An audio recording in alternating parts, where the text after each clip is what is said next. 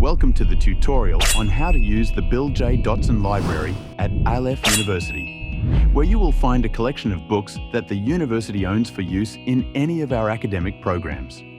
To access it, go to the Student Records Unit, SRU, where your grade records are located.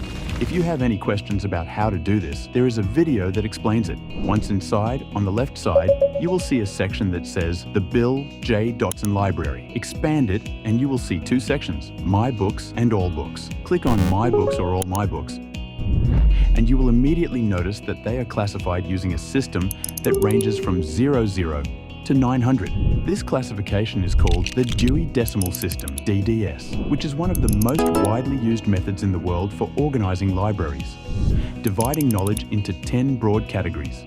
000 for generalities, 100 for philosophy, 200 for religion, 300 for social sciences, 400 for languages, 500 for sciences, 600 for management, 700 for arts, 800 for literature, and 900 for history. In the case of the university, the categories you see on the screen are used, and within each of these categories, there are further subcategories which will facilitate your search.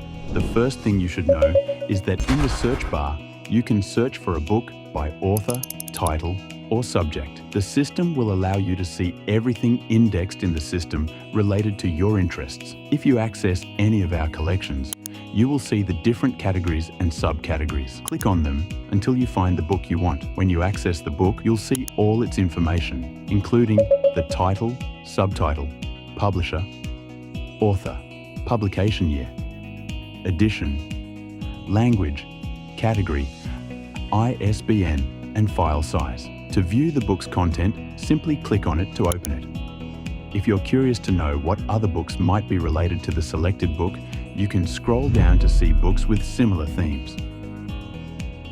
Now, if you're doing research and want to save the book to save time later, simply go to the top right corner of the book, where you'll find the Save icon. Just click it, and the book will be saved in your My Books section. Thank you so much for watching this tutorial. We have more videos on our channel that you might find interesting. See you there.